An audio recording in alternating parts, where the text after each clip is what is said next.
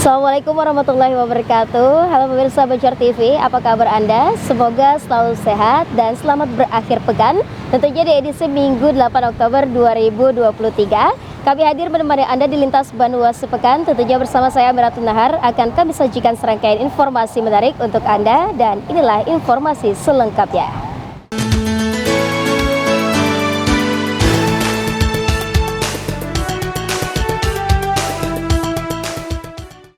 Ya pemirsa, mengawali jumpa kita kali ini, kebakaran hutan dan lahan yang terjadi di Kabupaten Banjar nyaris meluluhlantahkan sebuah kantor kecamatan. Namun berkat kesigapan Satuan Tugas Karhutla, akhirnya si jago merah dapat dikendalikan.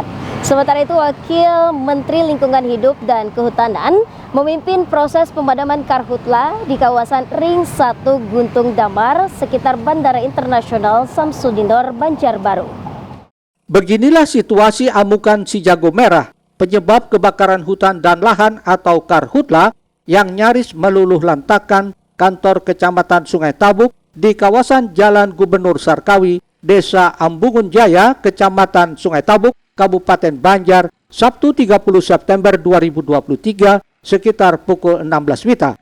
Namun berkat kesigapan Satuan Tugas Satgas Karhutla, Gabungan BPBD Banjar, TNI, Polri dan relawan pemadam swasta, akhirnya api tersebut dapat dikendalikan walaupun dengan ketersediaan air yang terbatas.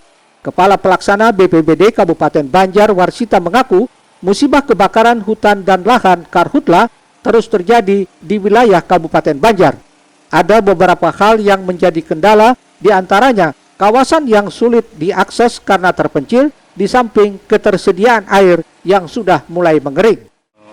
Insiden sore ini memang kita mulai 2 hari sebelumnya dari Kamis kita sudah persiapkan personil di sini dan kita harapkan untuk penyelamatan pemukiman dan kebun dan sarana umum. Ada sedikit tapi hampir kena tapi nggak bisa diselamatkan. Untuk kendalanya ya terus terang banyak prioritaskan masalah tadi. Di samping itu kendalanya adalah kalau nggak ada sarana jalan itu yang kendala kita di situ. Masuk air. Alhamdulillah sampai sekarang mohon doanya masih bisa tertanggulangi kita.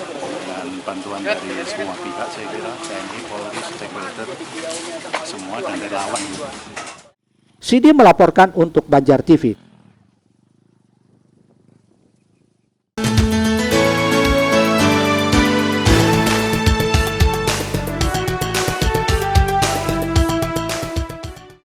Bersama Dirjen Planologi Kehutanan, Kementerian Lingkungan Hidup dan Kehutanan Hanif Faisal dan Sekretaris Daerah Provinsi Kalsel Roy Rizali Anwar, Wakil Menteri Lingkungan Hidup dan Kehutanan Alwi Dohong memimpin proses pemadaman kebakaran hutan dan lahan Karhutla di kawasan Ring 1 Guntung Damar, Kota Banjarbaru, Senin 2 Oktober 2023 sekitar pukul 12.30 WITA.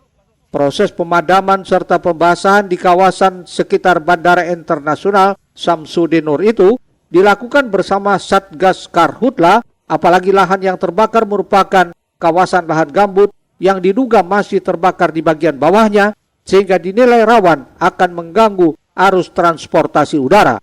Menurut Wakil Menteri Lingkungan Hidup dan Kehutanan Alwi Dohong, proses pemadaman hutan dan lahan Karhutla, khususnya di lahan gambut, harus dilakukan secara gotong royong. Diakuinya saat ini 4 daerah di Indonesia memang menjadi prioritas pemadaman di lahan gambut, yakni Sumatera Selatan, Kalimantan Barat, Kalimantan Tengah, dan Kalimantan Selatan.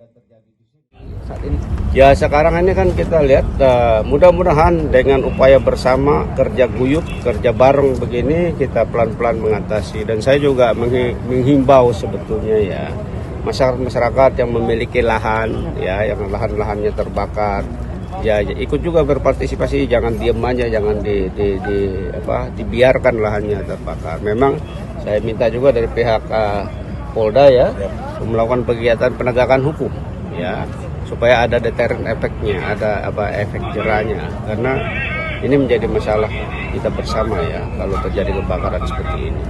Perlu kita kendalikan karena musim El Nino, musim kemarau ekstrim begini ya harus waspada. Itu saya kira. Mudah-mudahan akan bisa kita tanggulangin ya, kita meminimalisir luasan kebakaran dengan kerja pemadaman yang efektif, efisien di lapangan. Sidi melaporkan untuk Banjar TV. Keselamatan, kesehatan tetap kita jaga, kalau bisa memadamkan api pakai masker semua. Ya, informasi berikutnya pemirsa, kejadian karhutla di Kalsel terus mengganas dan meluas. Inilah yang membuat petugas gabungan terus berjibaku memadamkan si jago merah. Walau di lapangan ditemukan kendala, mulai tidak adanya sumber air hingga hembusan angin yang kencang. Kondisi ini dinilai Wakil Menteri Lingkungan Hidup dan Kehutanan, Kalsel sudah layak menaikkan status siaga menjadi tanggap darurat karhutla karena sampai per awal bulan Oktober 2023 sudah hampir 24.000 lahan terbakar. Petugas gabungan dari BPBD Kabupaten Banjar serta unit Rantis Satuan Sabara Polda Kalsel dan relawan pemadam kebakaran swasta langsung berjibaku memadamkan si jago merah yang melumat salah satu kawasan di Jalan Jenderal Ahmad Yani kilometer 17 Gambut, Kabupaten Banjar, Senin 2 Oktober 2023 sekitar pukul 18.30 WITA. Karhutla ini membakar semak belukar dengan cepatnya hingga membesar dan meluas. Saat dilakukan pemadaman menghadapi kendala seperti keterbatasan air di truk dan tandon serta hembusan angin yang sangat kencang. Tak hanya itu, akibat karhutla ini juga merembet ke salah satu gudang milik warga sehingga selain melumat semak belukar juga sempat membakar sebuah mobil. Beruntung tidak ada korban jiwa dari musibah ini. Berkat kesigapan petugas gabungan dari BPBD Kabupaten Banjar serta unit Rantis Satuan Sabara Polda Kalsel serta relawan pemadam kebakaran, akhirnya si jago merah dapat dijinakkan. Sidi melaporkan untuk Banjar TV.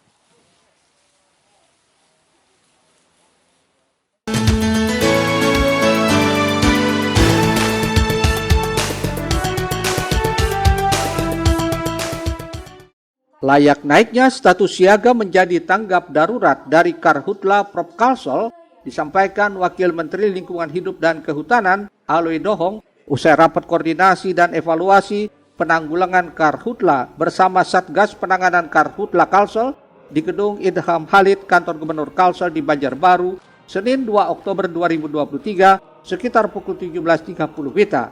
Parameter peningkatan status kebencanaan ini diketahui karena sampai awal Oktober 2023 sudah hampir 24.000 hektar lahan terbakar di seluruh Kalsel dan kemungkinannya akan terus bertambah seiring dampak El Nino yang sangat mengkhawatirkan.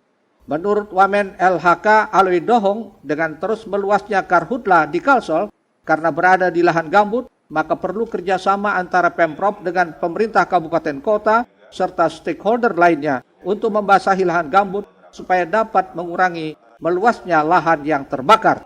Belum naiknya status kebencanaan dari siaga karhutla menjadi tanggap darurat di Kalsel lantaran baru Kabupaten Batola yang menaikkan statusnya, padahal diperlukan satu daerah lagi sesuai persyaratan bila tingkat provinsi ingin menaikkan status kebencanaannya. Kalau ngelihat sekarang sampai kemarin ya tanggal 1 lebih kurang sudah 24.000 hektar yang terbakar ya di Kalimantan, seluruh Kalimantan Selatan ya. Artinya dulu 400 tahun lalu cuma 429-an gitu ya. Itu kan naiknya sudah luar biasa.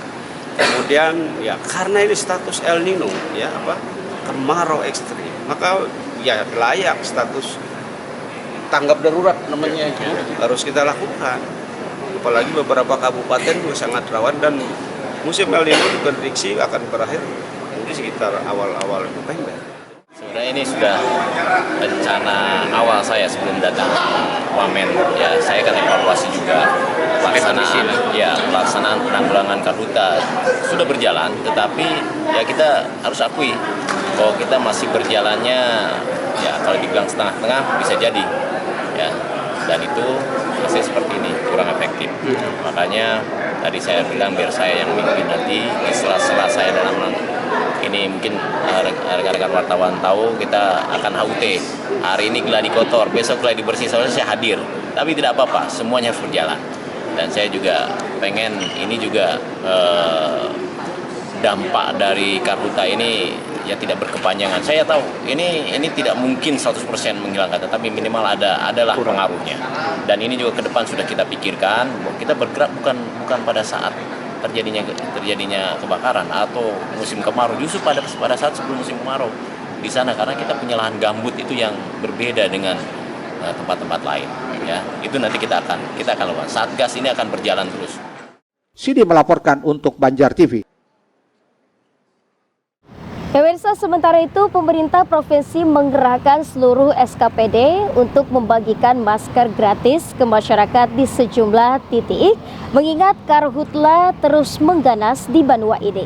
Memburuknya kualitas udara di sejumlah wilayah di Kalimantan Selatan akibat dampak dari kebakaran hutan dan lahan, seperti di Kota Banjarmasin, Banjarbaru, Kabupaten Banjar, dan Kabupaten Barito Kuala kini sangat dirasakan oleh masyarakat. Guna dampak itu tidak semakin memburuk terhadap kesehatan masyarakat, pemerintah Provinsi Kalsel mengerahkan seluruh SKPD untuk membagikan masker ke masyarakat. Pembagian masker tersebut ditandai dengan pelepasan relawan yang terdiri dari puluhan relawan dari masing-masing SKPD oleh Paman Birin usai memimpin upacara Hari Kesaktian Pancasila. Kepada awak media, Paman Birin mengatakan menyusul makin pekatnya kabut asap di sejumlah daerah, maka salah satu upaya untuk bisa mengurangi dampak karhutla yakni pembagian masker gratis kepada masyarakat sebagai upaya antisipasi penyakit yang sering timbul atau ISPA. Dengan pengaruh musim kemarau, ada dampak yang sangat signifikan, cukup mengganggu kesehatan masyarakat kita, maka pemerintah Provinsi Kalimantan Selatan berupaya untuk melakukan pencegahan khususnya bagi masyarakat kita yang tentunya dengan ada kemarau ini dampak penyakit juga harus kita antisipasi. Hari ini kita gelar yang secara serentak lagi hari ini untuk membagi masker secara gratis kepada masyarakat Banua kita yang tentunya terdampak dari musim kemarau yang kita ketahui bersama, dengan harapan paling tidak meminimalisir penyakit yang sering muncul biasanya gini. Kalau asap ini adalah ISPA ya, bagi kita masyarakat kita ada pencegahannya. Pembagian masker secara serentak ini terdiri dari 50 titik meliputi 4 wilayah, yakni Kota Banjarmasin, Banjarbaru, Kabupaten Banjar, dan Batola. Selain membagikan masker, Pemprov Kalsel juga mendirikan posko pelayanan kesehatan bagi masyarakat terdampak karhutla di Bundaran Landasan Ulin menuju Bandara Lama. Muhail, Banjar TV. Pemirsa, seiring makin pekatnya kabut asap di sejumlah wilayah di Kalsel membuat jumlah penderita penyakit ISPA di daerah ini terus meningkat. Bahkan sampai September lalu sudah mencapai 5.000 lebih kasus. Kebakaran hutan dan lahan akhir-akhir ini semakin berdampak terhadap kesehatan masyarakat. Hal ini seiring makin pekatnya kabut asap yang menyelimuti udara di seluruh wilayah. Bahkan pantauan Banjar TV Selasa 3 Oktober, terparah kabut asap menyelimuti Kecamatan Gambut, Kabupaten Banjar. Tak heran jika kondisi ini berdampak terhadap kesehatan masyarakat, salah satunya terus bermunculannya penderita penyakit ISPA. Hal itu diakui Kepala Dinas Kesehatan Kalsel, Dr. Diaudin. Bahkan beberapa bulan terakhir, kasus penderita ISPA di Kalsel terus meningkat seiring makin maraknya kebakaran hutan dan lahan.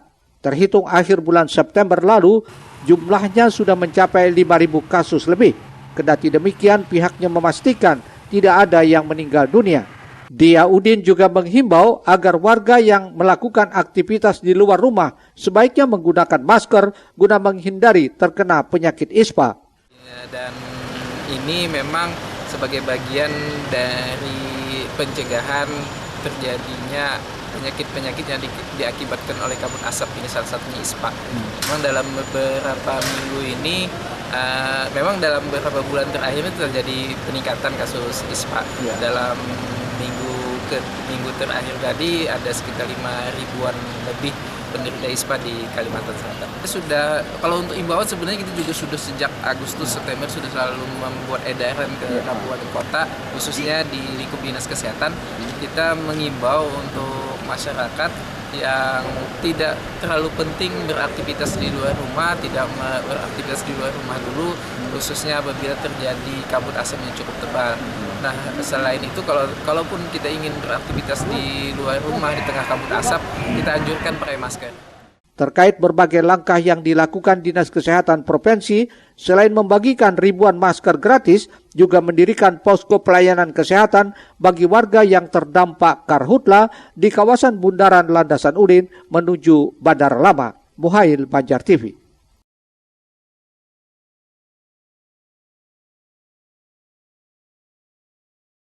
Pemirsa, kabut asap yang berkepanjangan akibat karhutla dirasakan sangat mengganggu kelangsungan dunia pendidikan. Karena itu SMK Negeri 3 Banjarmasin sepakat menggelar sholat istisqa, berdoa kepada Allah Subhanahu wa Ta'ala untuk meminta diturunkan hujan. Sebagai warga Muslim dari sisi pengamalan agama, memiliki ikhtiar untuk berdoa kepada Sang Pencipta agar apa yang diinginkan bisa terkabul.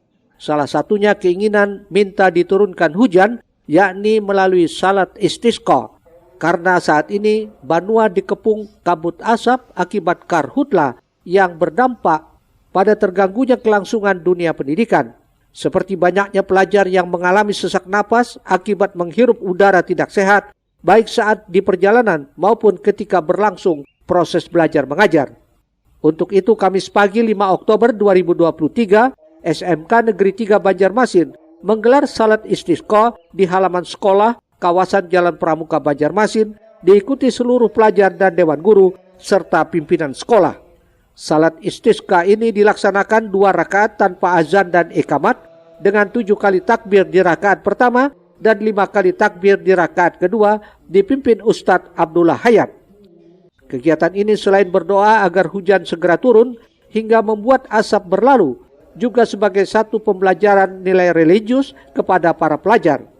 Ini adalah bagian ikhtiar selain membelajarkan nilai-nilai religius kepada anak-anak dan juga memperkenalkan kita di sini mendekatkan diri kepada Allah, dan mudah-mudahan di Kalimantan Selatan khususnya segera turun hujan, karena kebakaran lahan dan hutan juga semakin merebak yang tidak bisa dipungkiri mengganggu kepada kegiatan KBM, karena anak-anak sudah mulai sesak nafas, terus kemudian pandangan juga pendek, matanya juga pedih. Ya kan?